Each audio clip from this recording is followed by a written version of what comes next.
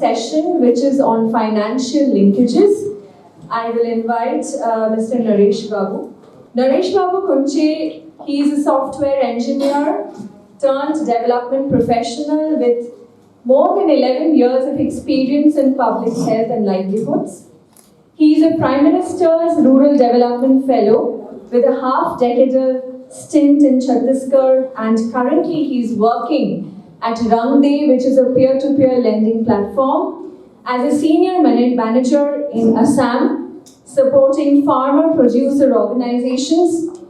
He has been part of the School of Social Entrepreneurship Fellow, as well as with his works, he's focusing on women SHGs and entrepreneurship. We welcome Naresh. Naresh has come from Guwahati, all the way from Guwahati.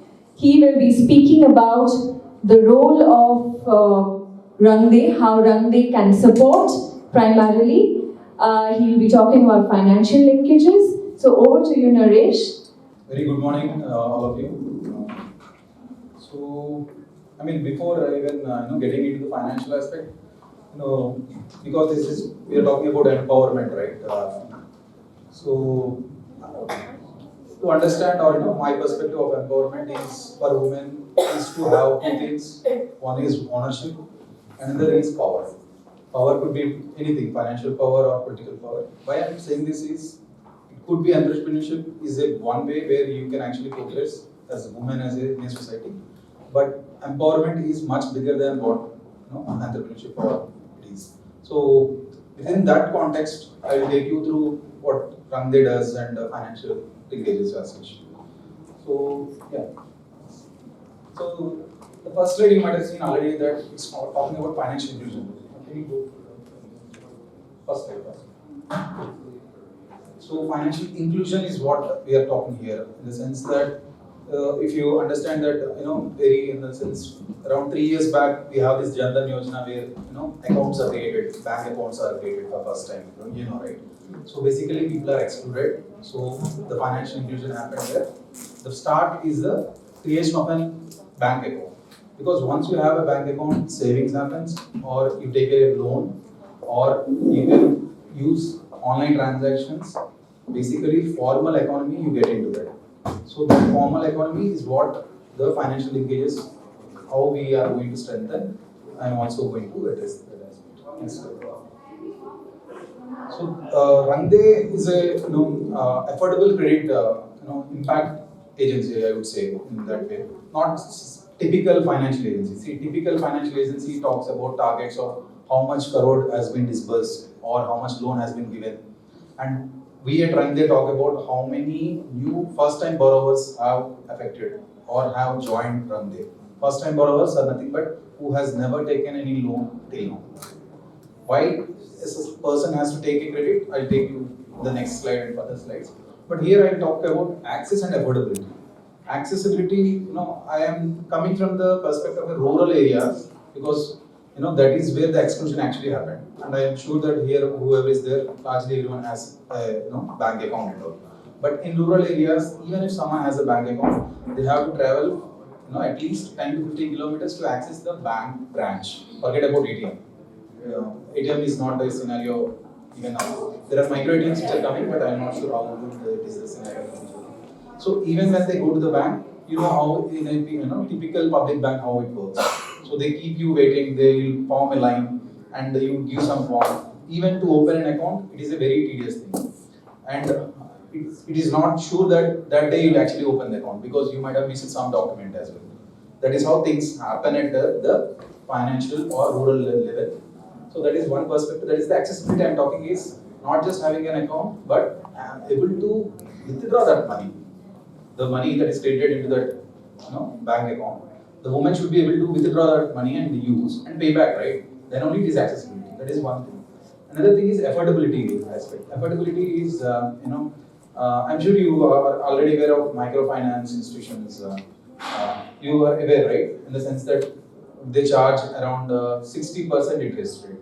So it comes out to 5% per month. I don't know if I'm telling you the right numbers in the sense, are you able to get or not? Simply put, people call it as 5 rupees per month. In villages they say that I'm just giving 5 rupees. If I take 100 rupees, 5 rupees per month is what I pay. What people don't realize is 5 rupees per month is actually 12 into 5 is 60 rupees, 60%. Basically 60% per annum actually. And Range provides at 6 to 9%. So this is one of the most lowest interest rates without any other fees, administrative fees or penalty fees if you foreclose the loan, these kind of things. Why we are providing and why and from where we come, that will give you a right context of why we are giving it such a low interest rates. So accessibility, affordability, credit aspect is what I'm going to take you through. And if you see there in the bottom, you see that invest, create impact, earn returns. That is what we are clearly is. The investment is nothing but we are not a bank basically who has some money and giving loans. No, we are not that. So we have people who are investing in the farmers or individual entrepreneurs through our website. I'll take you how the model works and creating an impact. So only set of people like small farmers, women entrepreneurs like you, and various set of people from the marginalized sections are the priority thing for us. For us, it's not the numbers; it's about who are the set of people beneficiaries and how much they are, progressing with our credit as a support. And earn returns is the same thing. Earn returns is not in terms of finance, but how much per rupee we have spent, such development it has created. Yeah, and this photo sums up largely what Ranga is about in the sense that you see that women, 85% of our beneficiaries are women. Simply put, 85%. Because that is how we focus primarily on women because women are financially prudent and they have that urge to progress, not just themselves but their family as such. Yeah, and again coming from the perspective of the rural primarily. Yeah, next slide please. So this is exactly the problem I am talking about, financial exclusion that has happened, and this is the formal credit scenario in India where 87.2% do not have this access to formal credit basically.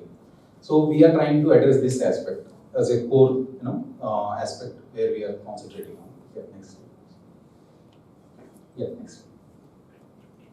So primarily I talked about low interest rate already, and choice is what I will try to explain. I think many of you are into cosmetics business or any other business. So let us assume that your raw materials come now in the sense today it came, but you'll be able to sell only after 2 months for various reasons. It could be that you are waiting for some sale happening or exhibition or some reason. So basically, if I lend you money, you need money, right? You want to buy some produce and keep it. Produce in the sense here, cosmetic related items and all. But for 2 months you need to wait because you have some major festival coming in and all. But you are able to buy now only because someone else is selling and you can only buy now. So you hold it for 2 months, right? So someone who has invested that money and bought that items can get the money back only after 2 months, right? When the sale happens. So this is where a loan product needs a moratorium in the sense that if you take the loan today, we expect that you give back the loan after 2 months only at one shot. So it is not that typical bank where you go, take the money and right from the next month you need to pay, or right from the next week you need to pay in case of microfinance. So basically choice is the choice for the entrepreneur or a farmer who is doing a paddy. He buys various inputs, fertilizers and all, or even seeds in case of some other crop. He buys things within his capacity, he buys things and he has to wait till the harvest happens and sells. And he needs that 6 months moratorium. It can't be that you give some, he takes 1 lakh now and every month he need to pay. He can't, he doesn't get any other income, right? So logically he can only pay after 6 months when the harvest happens and sells it. So that is what the choice we are trying to give for each person or the entrepreneur or the farmer based on their needs. So this is what marks us far different than any bank or a microfinance basically. And sustainable livelihoods is what we are, that will definitely result in because that is how we target set of borrowers and our partners as well. So that is the scenario here. So revolutionary new way of providing credit is what? And what is the new way of providing credit? I will take you through the next one. So a small journey about how we started and all. In 2008, we started as an NGO primarily, trying to support various set of livelihood or entrepreneurs across India. So later RBI said that you are actually dealing with loan, credit, and various financial aspects. So come under RBI license. So we 2019 we came under RBI license P2P lending. And P2P lending is nothing but an individual giving a loan to an individual. I'll take you to that model later. So our founder had this, especially he during his stint he felt that credit is the biggest drawback that someone who wants to elevate himself in the society through entrepreneurship, business, farming. Credit is one thing that can actually work as a force multiplier. So he's an Ashoka fellow as well, and we are till 2015 we were supported by Tata Trust as well. So 2019 we had this proper for-profit operations because under the NBFC license, non-banking financial company license, we are supposed to be a for-profit. Yes. So I already told about affordable interest rate. I told about that, and loans to first-time borrowers is our interest area. So let's say for one specific organization we supported for 100 entrepreneurs. The first question in my office they ask is, what is the impact? How many first-time borrowers? Because they should get that first credit score. First-time borrowers who has never taken the loan, once they take the loan, they get a credit history actually. Credit history, once a person gets, in future, if he wants directly go to the bank and get without any mortgage as well. If you have a good credit score, you'll get a loan irrespective of your mortgage scenario. Whether you have things to give as a land, as a document, or collateral and document. So flexible loans I already talked about, and another interesting part we focus on is the financial literacy. See, many of us, or even many of you might have taken loan or has never taken. But first question which should come is how much loan you need, and how much loan can you take, and how much loan can you repay. These three are three different things, because the capacity to pay back may not work. That understanding you will get only when you have this financial literacy of what is your business is one thing, another thing is what is the interest rate that is being quoted, and how you can actually manage this cash flow of your business. I hope I made clear, and this is one part distinguishes us from other players in the sense that whoever farmers are there with us, or whom we are supporting, we give them a financial literacy as well, because we see that informed, a well-informed entrepreneur is more empowered rather than someone who has randomly taken some loan and got stuck because he ended up not paying it in time. So apart from that, tracking repayments are taken through, and no hidden charges is what keeps us again as a unique selling point for us, because often the players provide you with some administration charge, or even to onboarding charges, or these kind of various set of charges they come up and say. So as simple as that, in Amazon, if you have bought on EMI, first thing they'll show is zero interest rate EMI. You might have seen in Amazon or Flipkart. But when you actually go to pay, they'll say 300 processing charges, 300 rupees. That is what is hidden charges. We don't put such kind of charges. That is good. Okay. Next. So what kind of things we support? Before even explaining these things, I want to take you through scenario of Mizoram itself, because we are talking about women and all here, but I see more here it's urban centric entrepreneurship. But actually, greatest opportunity is always there in the world. You know about Patanjali, right? Patanjali, how big it is now. They started in rural. They didn't start in urban. They became a giant because they know that people have money in rural and they can be loyal customers forever. So they worked there and they made a big thing. So in giving a context of Mizoram, often understanding your own state, a macro understanding is a good thing to start with. And we talk about, I think, largely agricultural economy is what the case of Mizoram. But do you know that around 44% of your rice is being imported? It is being imported. Means whatever you are cultivating is not inadequate to your own self-consumption. So that is a big opportunity itself. So These kind of opportunities is what you need to work on. And why I am pushing the agriculture aspect is agri-tech is a new domain that is coming. Agricultural technology. Agri-tech is nothing but rural based is the case, right? So there the opportunity is huge. Even if you see it in the case of mainland states as well, the money is there and the scale is there in rural. In urban, money is there or you get quick money, but not the scale. So there is a lot of difference. So the scale you get it when you have numbers, and then that is there in the rural.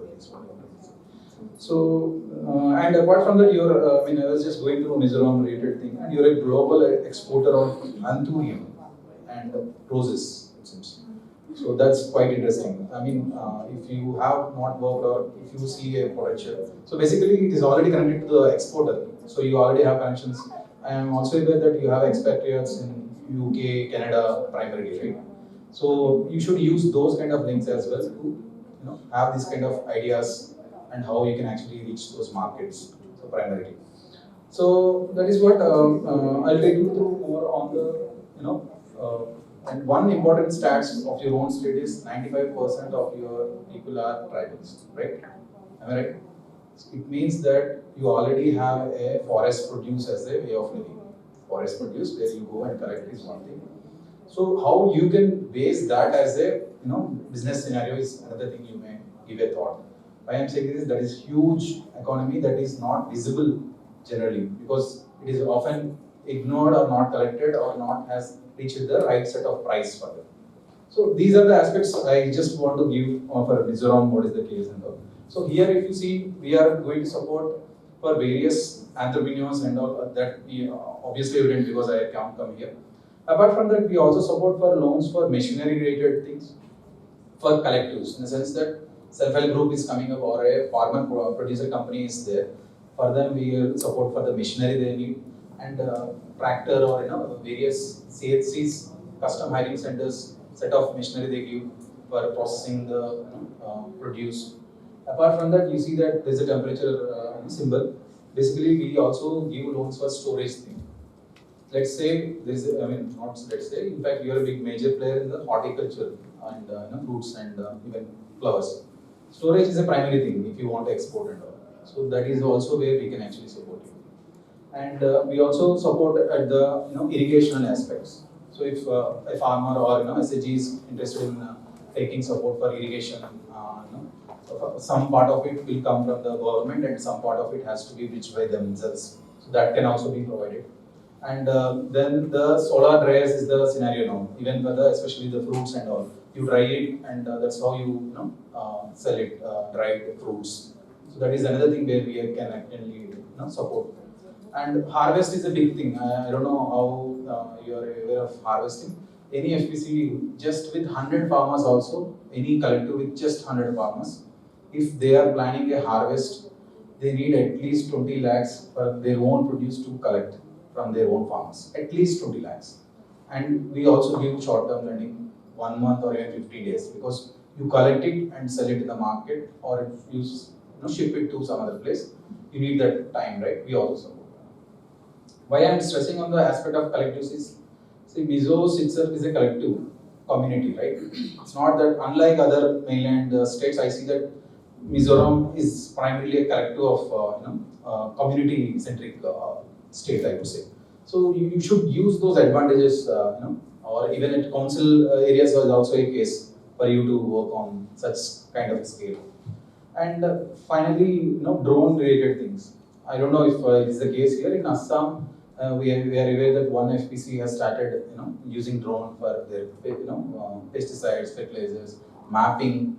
Such is the scale that people are operating. So we are open for supporting that.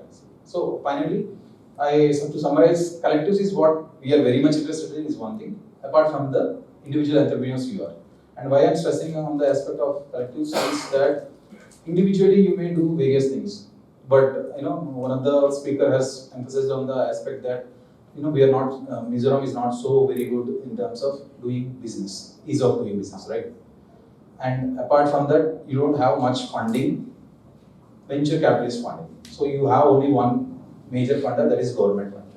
And government funding generally doesn't come to an individual entrepreneur. The days of individual personal support is gone. Collectives are the way now where the funding comes. So it is a farmer producer company or a self-help group or a producer group in the first case scenario. In these Northeast producer groups are also considered as one. So what I suggest is tie up with those kind of collectives, provide them the market linkage, do your own business, but strengthen them so that you will also strengthen and scale up your operations. That is a big advantage you can make use of. Yeah, next slide please.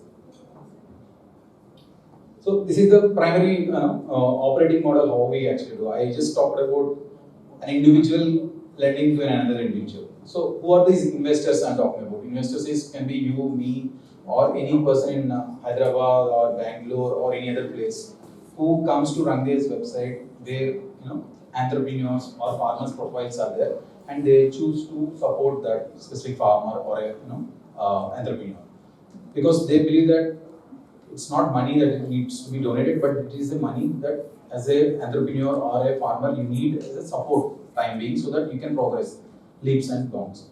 So basically an individual is supporting an individual there, but Rangde is the platform through which this is all happening.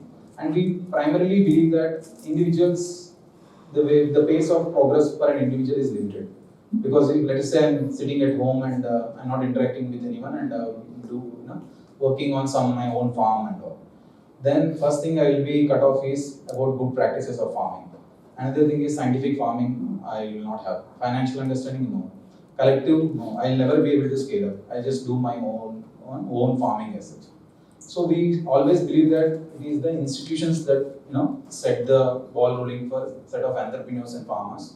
So unless you are under one specific institution or in the sense specific in the sense linked to some institution, we will not consider supporting them. The reason why is institutions are like an umbrella where you get a variety of services for you. So it could be financial literacy is one thing, capacity building is another thing, training, scientific farming, or business related aspects. Am I keeping time? Yeah. So these are the primary aspects. We feel that institutions are where we actually partner. So once we partner with that institution, whoever they recommend as credible set of borrowers who can repay or set of people who are interested in progressing themselves, those set of people we support. That's how we operate. Yeah, next slide.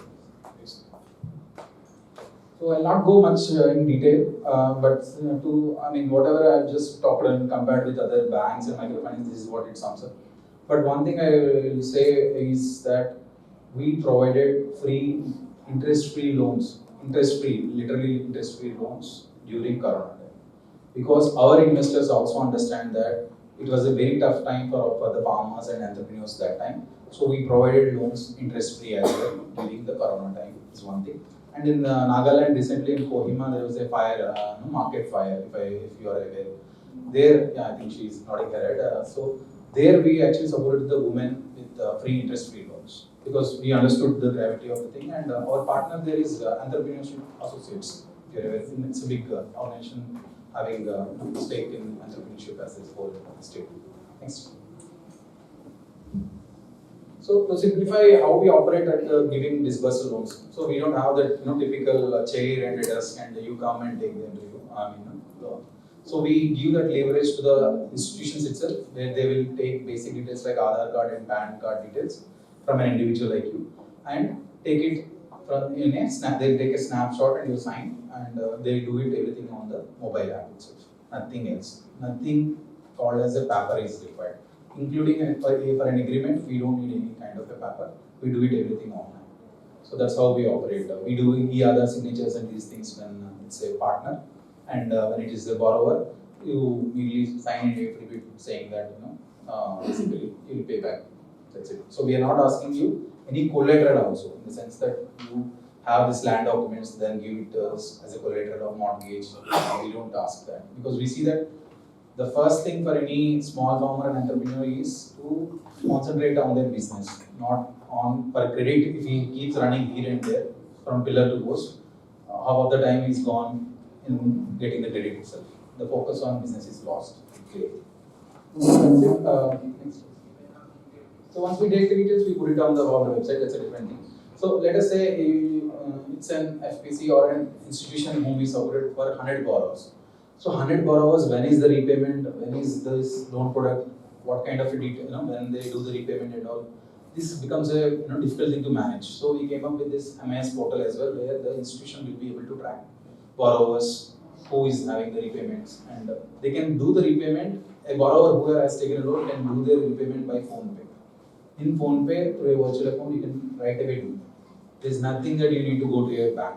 That is what keeps us, comfortable, accessible for even a rural entrepreneur who is staying far away from any bank. So right from his, doorstep, he will be able to do on his phone. Yeah. So generally, credit people don't understand. I mean, why I'm trying to say is, even if someone is very learned person also, it is hard for them to really calculate how much it is person per month, year, how much one need to repay and all. So I have seen this even in the case of self-help groups, where some of them are managing CLFs. Community, I think CLF is a much bigger organization where large scale SHGs are together form a CLF. So there as well, I have interacted with various people who said that their interest rate, how much do you pay if you take some local person, if you take interest? They're like just 5% is what they take. And I asked, we provided 6%, I mean 5% is a good deal. So how much do you pay per year? So first thing is per year, they are not sure, first thing. Then they said 5 rupees or 5% per month they are paying. And I am talking about an interest rate of 6% per annum I'm talking. That is why this differentiation people don't understand clearly unless they have that financial literacy. That's why I made it a simple thing that if someone takes 1 lakh from this thing, to make them understand quickly that this is what you finally have to pay to us. That's why I made it, because often it happens that when I go and present, it is a farmer who is there in that set of group, or even a BOD of a farmer who is a company, or an entrepreneur who is not into any kind of credit. So he's a first timer. So he can get that numbers that, oh, that's it, that even if I take for 6 months, the maximum I need to give is 4,500. So to simplify is what I described.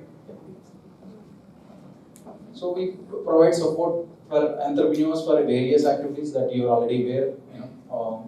We support for all of these, or even more than these. In the sense, flowers related, horticulture and these kind of aspects also we support.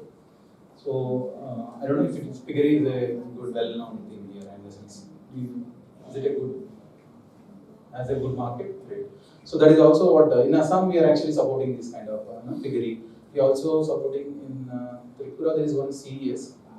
There is one organization where through them we are actually supporting. Next slide. So there is our partner. So we realize that providing credit alone won't work out in the sense. There are partners we have come up. So in Assam, what we came up with the innovative thing where we partnered with a potato seed supplier and who buybacks things.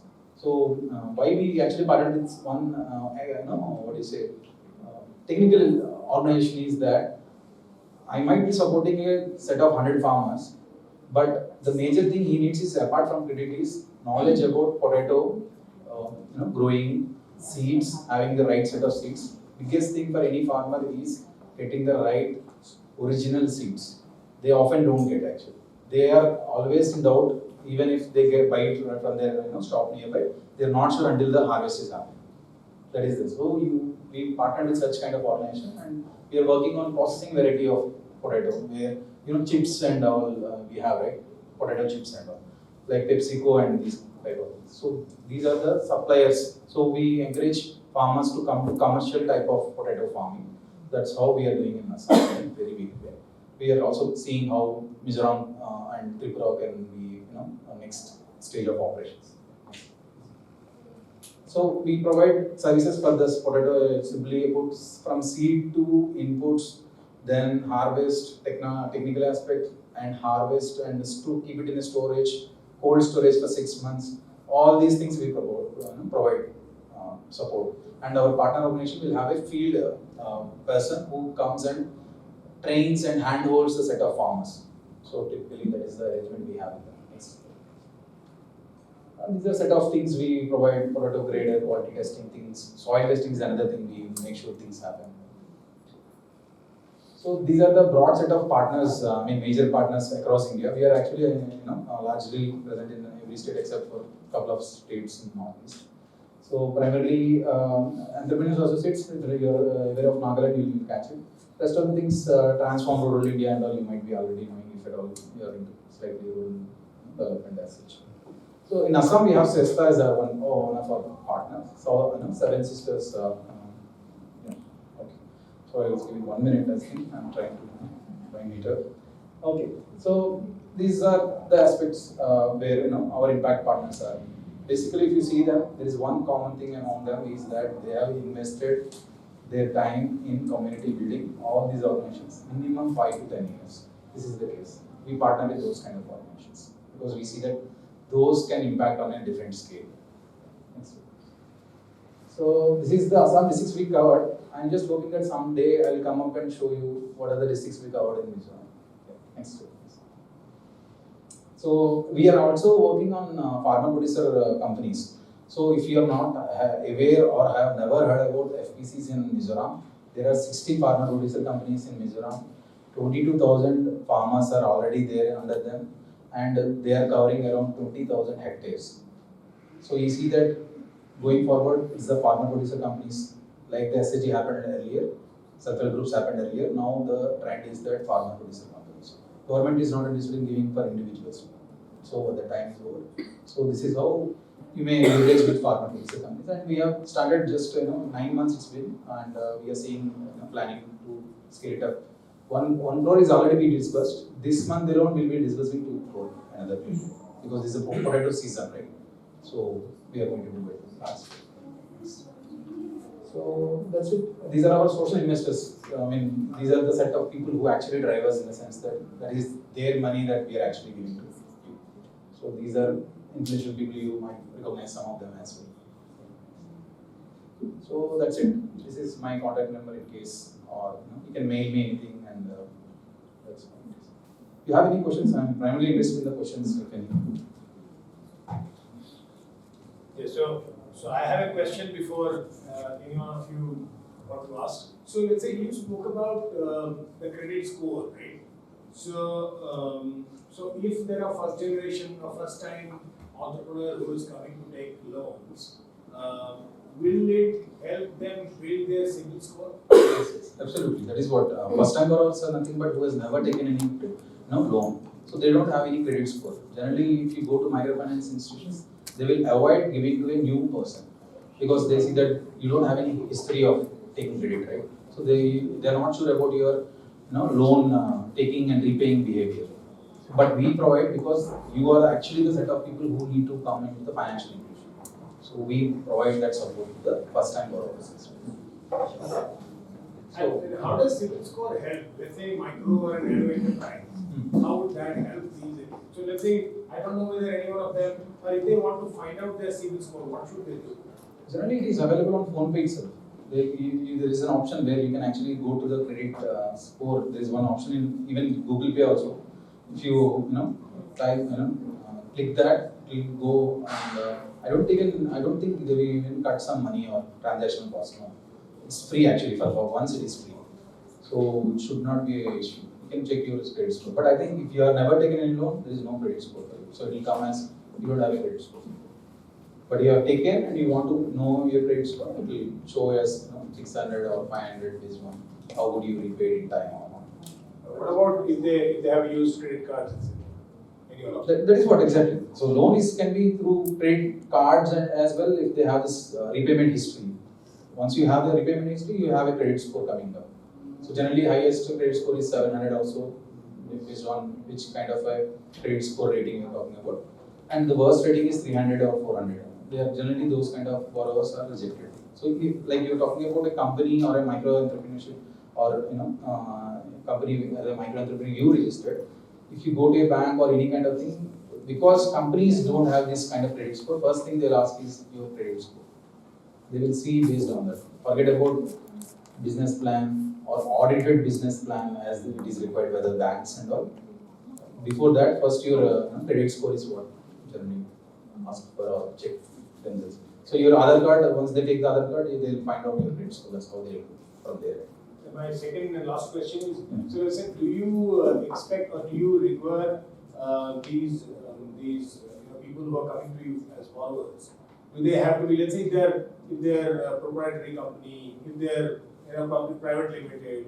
So, do you have any requirement or is there any recommendation for people to come to you when they?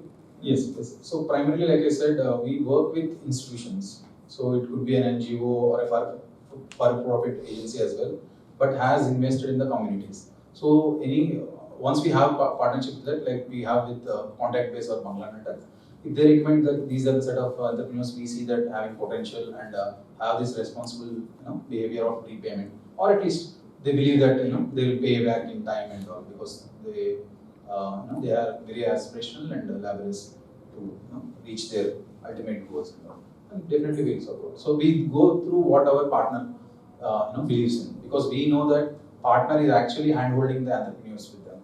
They know what is your capacities and how diligent you are, or how financially prudent you are, and how big the idea is, how successful you can become. All the partner actually knows. That is the case. Yeah. Anyone else has any question for him? Anything that you want to know? Okay. And so for the let's say when you say that NGOs etc. who can be a partner organization, so the partners are expected to do the due diligence, or once they recommend, let's say they send you a list of 10 people, are you going to talk to them, meet them, etc.? Do you have any procedure for that? Yes, in the sense that the partner won't randomly recommend that these set of 10 people you can work with. They will come up with some parameters or understanding that these business plans are good and all. So we'll also try to understand how they arrived at that. Based on that, we can go forward. So you build the capacity of your partners as to how to look at this kind of basic. That can also be done. Generally, we assume that in the sense, because you are already in this field, you are in a better informed position. But we also try to understand on what basis you have arrived at. Okay. That is also. Okay. Any question? Alright, so I think we will wrap up this session. Then I'll have one last point actually. I mean, yesterday we were talking about women and household chores. Right. Are there any women here who are still doing household chores, like especially washing clothes? Washing clothes. Do you do with your own hand? Anyone who is there with own hands? No, right? No, right? Right. So basically, why I asked is, one of the biggest empowerment happened with technology is washing machine. So if someone is still using the time, put in washing, clothes by hand and all, before even buying a mobile, buy a washing machine. Yeah. Thank you. Unless somebody is doing it for physical exercise, maybe yes. Okay. Thank you, Naresh. It was wonderful. Because the beauty of this one you need to understand is the cost of capital. See, when you get capital, typically I will just take a couple of minutes. You're at 12:17, probably I will try and finish by 12:20. Few things. Any small business, typically, it doesn't matter which geography, whether you go to Africa, you go to any other parts of the world. There are 5 typical challenges of any small or micro business. I would say actually micro and nano businesses. So one is, of course, the first one is access to credit. But it is not really in terms of this is just a serial number. No particular credit, no particular weightage. Okay. So first is access to credit. When you say credit, what kind of a credit?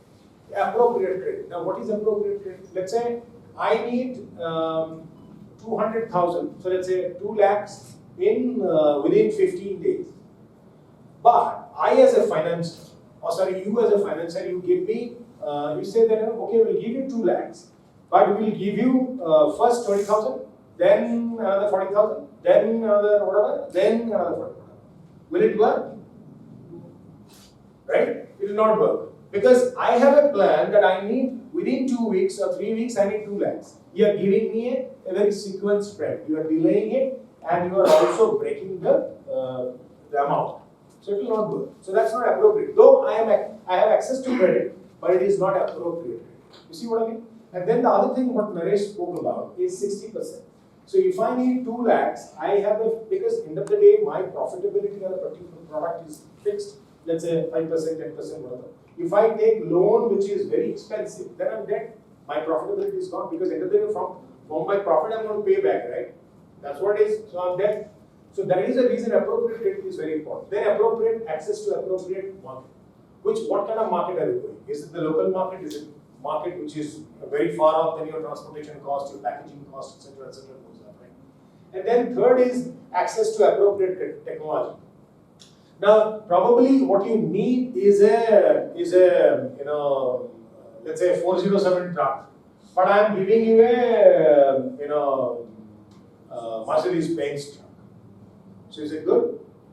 You need a 407 based on your plan. You need 407, right? But I am giving you a Mercedes Benz. I am just giving it not free, but let's say whatever. So I am making it available to you. Is that good for you? What's it? It's not good for you because you have planned your process, your product, your business, everything based on a 407. But I'm giving you a Benz. So Benz will create cost for you, and then the entire process may need to be changed, right? So your business will actually get unstable if your access to technology is not appropriate. So it is very important for entrepreneurs to understand what kind of technology are you taking. So appropriateness is important. Fourth is access to skilled manpower. So let's say you as an individual probably can handle production, you can handle maybe a little bit of market, but you are not very comfortable doing finance. Maybe you are not very comfortable doing technology. Maybe you don't understand cyber security. Maybe a lot of other things. So you need people to help you. So if you have your partner, your friend, your brother, your sister, your mother, your parents, whoever is partner in your business, maybe you can save that cost. Otherwise, you need people, right? And then, of course, skilled manpower in terms of production, etc., etc. So that's fourth. The fifth and the final and very important is access to statutory compliances. What do you mean by statutory compliances? Let's say you have started your business, you did a pollution certificate which you did not know because you're not expected to know. But all of a sudden, somebody shows up, a government officer, and said, "Please shut down because you are an orange category business." There are categories, right? If you are aware, there are green is you can start, you don't need anything. But there are orange and there are red. If you're in orange category, you're dead because you did not know about it. So you have invested, you are paying your bank EMI, you have bought, your customers are waiting, but you don't have the statutory compliance, you are shut down. You have to shut down. Right? That's possible. There are many businesses that have happened. So these are the 5 challenges, key challenges, and that's the reason, the reason that we started today. Obviously, we will not be able to cover everything today.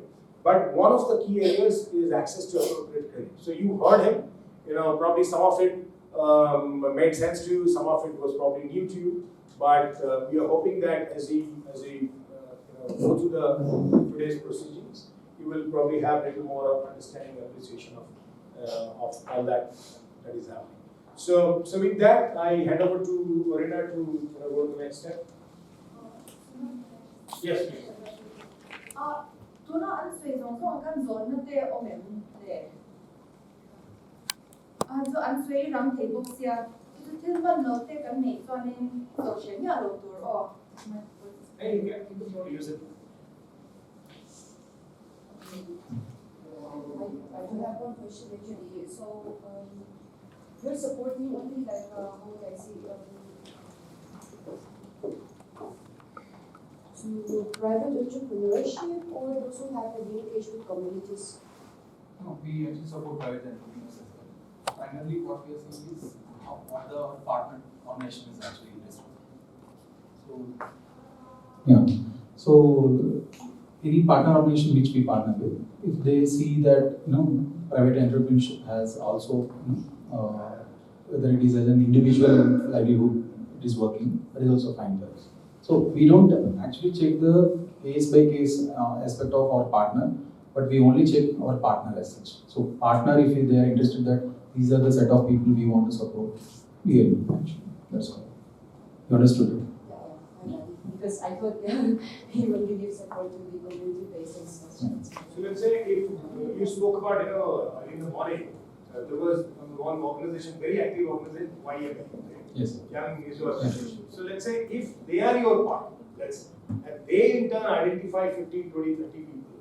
So those are the enterprises. Let's say you are one of those enterprises identified by YMA, and YMA is their partner. You see what I mean?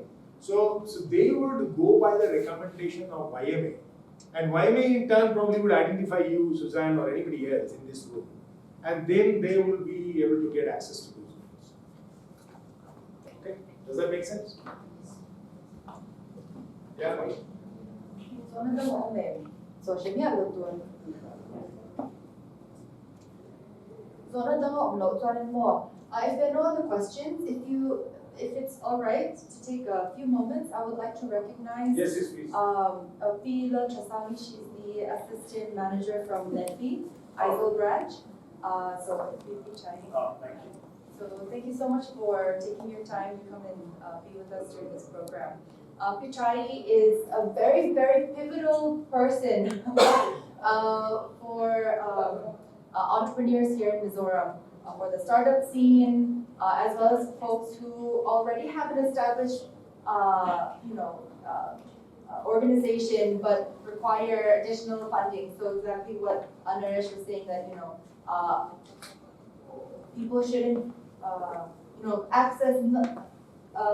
A lack of access to credit shouldn't stop someone from continuing their business or growing their business. And so Pichai and her team have been doing a lot, not only to provide that source of credit to folks in Aizawl and across Mizoram, but also to really raise awareness about these resources and also proper etiquette in terms of borrowing and that whole process and that whole ecosystem.